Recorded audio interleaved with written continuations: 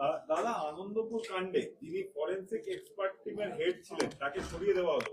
মূলত কারণ হিসেবে যেটা উঠে আসছে, তিনি একজন ডিএনএ প্রোফাইল যারা করে তাদেরকে নিয়ে যেতে চাইছিলেন। একজন অধস্তনকে সেই জায়গায় নিয়ে আসা হলো।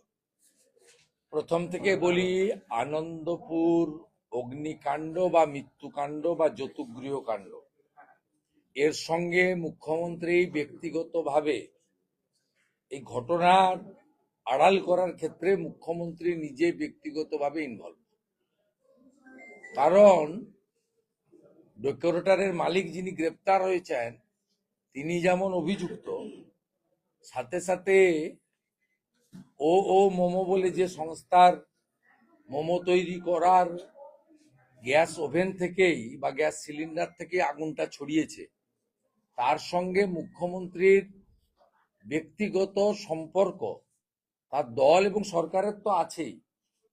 আপনারা জানেন মুখ্যমন্ত্রীর বিদেশ সফরে তিনি সাথে ছিলেন। শুধু তাই নয়, যতগুলো রাজ্য সরকার বা মুখ্যমন্ত্রী আয়োজিত টি পার্টি, ডিনার পার্টি, বাণিজ্য সম্মেলন, শিল্পপতি সম্মেলন, বিজয়া সম্মেলনী, এরকম অন্তত 20টা ইভেন্ট পাবেন গত 5 বছরে, যেখানে মাননীয় মুখ্যমন্ত্রীর সঙ্গে এই মোমো কোম্পানির মালিককে সরাসরি আপনি দেখতে পেয়েছেন। স্বাভাবিকভাবে মুখ্যমন্ত্রী সেই কারণে প্রথম দিন থেকে যাননি। বিধানসভায় শঙ্কর ঘোষের অভিযোগের ভিত্তিতে উল্টো ব্যাখ্যা দিয়ে বলেছেন যে আমি 26শে জানুয়ারির প্রজাতন্ত্র দিবসের কর্মসূচিতে ব্যস্ত ছিলাম। কিন্তু প্রজাতন্ত্র দিবসের কর্মসূচি সারাদিন চলে। মুখ্যমন্ত্রীর বাড়ি থেকে ঘটনাস্থল 10 কিলোমিটার দূরে। তাই এই যে বিচ্ছিন্ন ঘটনা নয়, এই কেসকে কমজোরি করা এবং মুখ্যমন্ত্রী বিধানসভায় দাঁড়িয়ে আমার বক্তব্যের পরে যে বক্তব্য রেখেছেন তাতে 10 লক্ষ টাকা কম্পেনসেশন দেওয়ার কথা বলেছেন রাজ্য সরকারের, কিন্তু রাজ্য সরকারের কম্পেনসেশন দেওয়া হয়নি। কম্পেনসেশন দিয়েছে 5 লক্ষ টাকা ডেকোরেটর আর 5 লক্ষ টাকা মোমো। যে জেলে আছে তিনি দিয়েছেন 5 লাখ, আর যার জেলে যাওয়ার কথা, মুখ্যমন্ত্রীর আনুকূল্যে জেলে যাননি, তিনি দিয়েছেন 5 লক্ষ টাকা। তাই এই মামলাকে দুর্বল করা, চার্জশিট যাতে মোমো কোম্পানির মালিকের বিরুদ্ধে না হয়, মামলা যাতে অন্য গতি না পায়, এগুলো করার জন্যই এই মিসইউজ অফ গভর্নমেন্ট পাওয়ার এই কাজগুলো হচ্ছে মুখ্যমন্ত্রীর ইশারায়, নির্দেশে, ইচ্ছায়। রানাঘাটে বৃদ্ধ দম্পতিকে বাংলা ছাড়ার অভিযোগ, শাসক দলের অত্যাচার এবং থানায় জানিয়ে কোনো লাভ হয়নি। না, হবে না। থানাগুলো পার্টি অফিসে পরিণত হয়েছে। থানাগুলো তৃণমূল কংগ্রেসের টাকা কালেকশন সেন্টার, ভোট চুরির মেশিনে পরিণত হয়েছে। স্বাভাবিকভাবে তারা এইসব কাজে সময় তাদের নেই, তারা এগুলো করবে। শওকত মোল্লা বলছেন যে যেই 3টি অঞ্চলে হেরেছি সেখানে সরকারি বাড়ি বন্ধ করে দিয়েছি, এবার লক্ষ্মীর ভান্ডার বন্ধ করে দেবে। বিধায়কের হুঁশিয়ারি, তৃণমূল বিধায়ক। এটা গুন্ডাদের ভাষার মতো কথাও তো। গুন্ডা এটা আমি বলিনি, পুলিশ মন্ত্রী নিজে বলেছেন। তুমি বোম বাঁধো, বোম মারো। তো এর ব্যাপারে আর কি বলবো? আমার মনে হয় আমাদের তোহা সাহেবের ভালো উত্তর দিতে পারবে। তোহা সাহেবকে জিজ্ঞেস করা ভালো। মিমের রাজ্য সভাপতি তিনি বলছেন যে সরকার করতে না পারলেও সংখ্যালঘুরাই হবে সরকারের নিয়ন্ত্রণ। বিপজ্জনক বক্তব্য। সংখ্যালঘু মানে তিনি কি মুসলিমদের কথা বলছেন? মুসলিমদের কথা বলছেন তো? সংখ্যালঘু মানেই তো মুসলিম নয়, অন্যরাও আছেন। তা মুসলিমরা নিয়ন্ত্রণ হবে, এটা তো হুমায়ুন কবিরের ওপেন সিক্রেট ডিক্লারেশন। এটাকে সামনে রেখে তিনি বাবরি মসজিদে শিলান্যাস করেছেন এবং আগামী 12 তারিখে নদিয়া জেলার পলাশী থেকে ইটাহার পর্যন্ত 175 কিলোমিটার ব্যাপী বাবরি যাত্রা হচ্ছে। নির্বাচনের সময় পরিবর্তন যাত্রা হয়, প্রত্যাবর্তন যাত্রা হয়, উন্নয়ন যাত্রা হয়, বিকাশ যাত্রা হয়, বাংলা রক্ষা করো যাত্রা হয়, বাংলা বাঁচাও যাত্রা হয়, বাংলা গড়ার যাত্রা হয়, বিকশিত বাংলার যাত্রা হয়, রাষ্ট্রবাদের যাত্রা হয়। কিন্তু বাবরি যাত্রা কেন?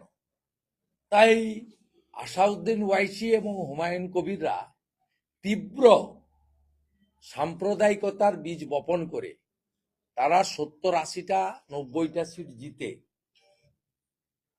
মুসলিম মুখ্যমন্ত্রী করতে চান বলে আমার মনে হয়েছে। এবং সেক্ষেত্রে যদি তারা তাদের অভীষ্ট লক্ষ্যে পৌঁছান, তৃণমূল কংগ্রেস যদি ওদের থেকে কমও পায় বা বেশিও পায়, তারা রাষ্ট্রবাদ এবং সনাতন সংস্কৃতিতে বিশ্বাস করা আদিবাসীদের স্বার্থ রক্ষাকারী বিজেপিকে আটকাতে তৃণমূল প্রয়োজন হলে সমর্থন দিতে পারে।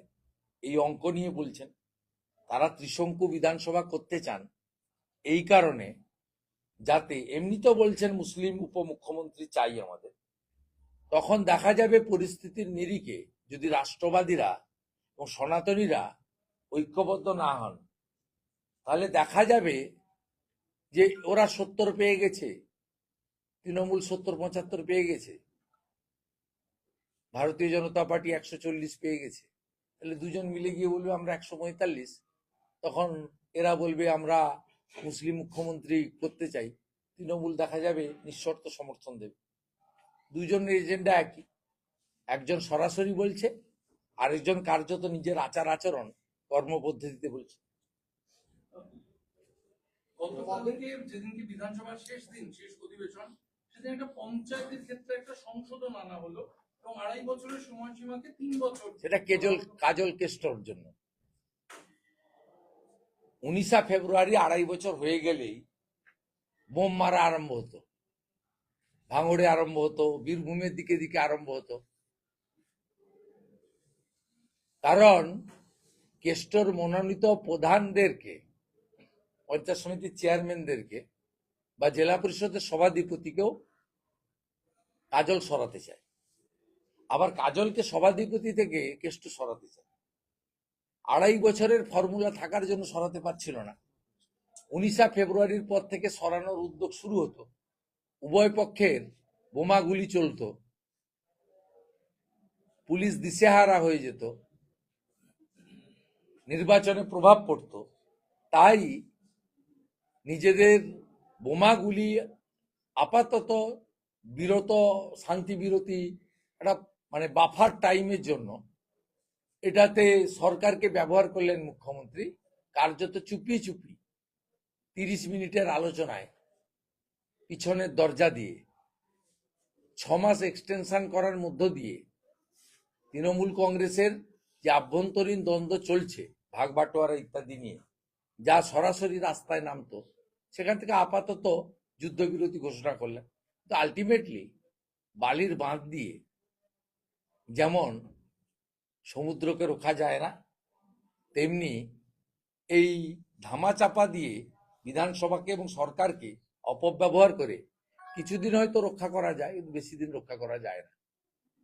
এই বিল যেমন পাস করার অধিকার ওদের আছে, রিপিল করার অধিকারও আগামী বিধানসভার আছে। মে মাসে বিজেপি সরকার হলে আমরা রিপিলও করতে পারি। তাই এখনই আনন্দে আত্মহারা হওয়ার কোনো কারণ কাজল শেখেরও নেই, অনুব্রত মণ্ডল। বিয়ের দাবিতে ফের রাস্তায় নেমেছে সংগ্রামী যৌথ মঞ্চ। বলুন, কবে বিয়ে পাওয়া যাবে সেই দাবি নিয়ে ফের সুপ্রিম কোর্ট যা বলার বলে দিয়েছে, সুপ্রিম কোর্টের পরে তো অন্য কেউ নয়।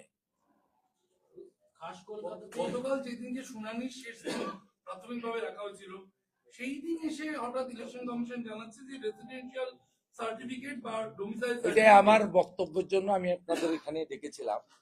এইটা হচ্ছে 24/12/2025 ভারত সরকারের সার্কুলার। ইলেকশন কমিশন তো বলেনি ডোমিসাইল অ্যাকসেপ্ট করতে, হ্যাঁ স্টেট হোম ডিপার্টমেন্ট, হ্যাঁ ডিপার্টমেন্টের সেটা, হ্যাঁ ডিপার্টমেন্টের, এবং সেটা ভারত সরকারের নোটিশের রেফারেন্স, সে ভারত সরকারের নোটিশের রেফারেন্স।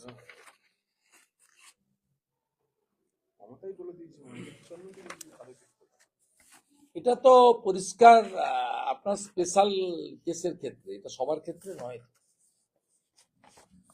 বিশদে বলেন। না না, এটা তো পরিষ্কার, ওই অর্ডারে তো 1999 লেখা আছে। 1999 গেজেটটা কি, গেজেটটা তো আপনি পড়ে নেবেন, তো গেজেটে তো পরিষ্কার লেখা আছে আপনার আর্মির চাকরি পাওয়ার ক্ষেত্রে থেকে শুরু করে নির্দিষ্ট কতগুলি জায়গাতেই এটা কার্যকর হবে। এই যে দিস ইজ গেজেট, এটা নট ফর অল। এইটা কাল থেকে অনেক চ্যানেল বা সংবাদ মাধ্যমে বললেন যে ইত্যাদি ইত্যাদি, এটা ভুল ব্যাখ্যা। 1999 সালের যে অ্যাক্ট, সেইটাকে 24/12/2025 পশ্চিমবঙ্গ সরকারের পক্ষ থেকে করা হয়েছে। 1999-তে তাতে বলা হয়েছে খুব সিলেক্টিভ ক্ষেত্রে এই domicile certificate acceptable, not for all. হ্যাঁ হ্যাঁ, আধা সেনা সেনা আর বাইরের লোক, এটা নট ফর অল। এবং এটা যদি ইয়ারোরা এইটা দেখে করেন, সেই ইয়ারোরা সাসপেন্ডও হতে পারেন, তাদের বিরুদ্ধে এফআইআরও করার প্রভিশন আছে। এবং সাথে সাথে আমরাও যদি তথ্য পাই, আমরা সেই ইয়ারোদের বিরুদ্ধে সুপ্রিম কোর্টে যাব। 7 দিন সময়সীমা বাড়ানোর জন্য সিইও অফিস থেকে নির্বাচন কমিশনে যোগাযোগ করা হলো। তার কাজ অনেক জায়গাতেই ইনকমপ্লিট, তারা 7 দিন আরো সময় চাইছে। সেটা আমি অ্যাডমিনিস্ট্রেটিভ হ্যাজার্ডস আমি বলতে পারবো না, সিও অফিস বলতে পারবে। তবে সোফার মাই নলেজ যে সামগ্রিকভাবে প্রয়োজন আছে বলে মনে হয় না। কোনো কোনো বিধানসভা, কোনো কোনো জেলার ক্ষেত্রে প্রয়োজন, প্রয়োজন হলে টাইম দিয়েই শেষ করা উচিত। এটা তো সব প্রক্রিয়াতেই হয়। খসড়া ভোটার তালিকার ক্ষেত্রেও কয়েকদিন এক্সটেনশন হয়েছে, তারপরে ফর্ম 7 জমা দেওয়ার ক্ষেত্রেও 5 দিন এক্সটেনশন হয়েছে। এক্ষেত্রেও যদি 7 দিন বা 5 দিন হয়, ক্ষতি কিছু নেই। কিন্তু আমরা মনে করি ত্রুটিমুক্ত ভোটার তালিকা বের করানোর দায়িত্ব নির্বাচন কমিশনের, তাকে সহযোগিতার দায়িত্ব রাজ্য সরকারের। আর 5ই মের মধ্যে সরকার না হলে রাষ্ট্রপতি শাসন হবে, তার দায়ভার রাজ্য সরকারকে নিতে হবে, ইলেকশন কমিশনকে নিতে হবে। বিজেপির কোনো দায়ভার নেই। বিজেপি এই ডেট নিয়ে, আমরা চাই মৃত, ভুয়া, একাধিক জায়গায় নাম আছে ডবল ট্রিপল এন্ট্রি, এবং বাংলাদেশি অবৈধ অনুপ্রবেশকারী অর্থাৎ বাংলাদেশি মুসলমান আর রোহিঙ্গা, এদের একজনেরও যেন নাম না থাকে। যদি চূড়ান্ত তালিকায় কারো নাম থাকে, আমরা আপিলে যাব ডিইওর কাছে। ডিইও যদি আপিল রিজেক্ট করে, আমরা সিওর কাছে যাব। সিও যদি আপিল রিজেক্ট করে, আমরা হাইকোর্টে যাব। দলের পক্ষ থেকে আপনারা যে চার্জশিট দিচ্ছিলেন বিভিন্ন বিধানসভাকে কেন্দ্র করে, কল্যাণ বন্দ্যোপাধ্যায় আজকে বলছেন যে এটা বেআইনভাবে চার্জশিট শব্দটা ব্যবহার করা হচ্ছে। দলের কর্মীদের বলেছে বিজেপির নামে এফআইআর করতে। দলের কর্মীদের কল্যাণ ব্যানার্জি বলেছে বিজেপির নামে এফআইআর করতে। তারা করতে বলুন না, কতবার তো করেছে, কত এফআইআর, এগুলো ভাষণ দেওয়ার জন্য। এই বেচারি চিফ হুইপের পদ যাওয়ার পরে কিভাবে মুখ্যমন্ত্রী এবং সেকেন্ড ম্যান ওনাদের পার্টিতে, ডায়মন্ড হারবারের সাংসদ, এর কৃপা দৃষ্টি পাওয়ার জন্য লড়াই করছে। এবং আরো একটা কথা আমি আপনাদের বলে দিই, ও ওর বেটাকে এমএলএ করতেছে কোন একটা সিটি। এইসব বাজার মাতানো কথাবার্তা বলছে। যদি আশীর্বাদ দিয়ে দেন মালিক আর ম্যানেজিং ডাইরেক্টর, যদি কোনোভাবে আশীর্বাদ দিয়ে দেন, সেই একটা মরিয়া চেষ্টা। দলের কর্মসূচি যেভাবে চার্জশিট দেওয়া হচ্ছে বিভিন্ন বিধানসভা এবং ইতিমধ্যে 100 বিধানসভায় সম্পূর্ণ হয়েছে। বাকি যেখানে যেখানে তৃণমূলের বিধায়ক আছে তাদের বিরুদ্ধে দেওয়া হবে। সব তৃণমূলের বিধায়কদের বিরুদ্ধে চার্জশিট হবে। এবং ফাইনালি রাজ্য স্তরে রাজ্য সরকারের বিরুদ্ধে প্রামাণ্য চার্জশিট দাখিল করা হবে। যেমন একটু আগে তিলপাড়া ব্যারেজে দাঁড়িয়ে আমি আপনাদের ক্যামেরার সামনে কেন চার্জশিট দেওয়া উচিত তার একটা খণ্ডচিত্র দেখিয়ে এলাম। উত্তর ব্যারাকপুর পৌরসভায় আইনজীবী এবং কাউন্সিলর রবীন ভট্টাচার্যের লাঠিতে 81 বছর বৃদ্ধের মৃত্যুর অভিযোগ। খুনের মামলা হওয়া উচিত,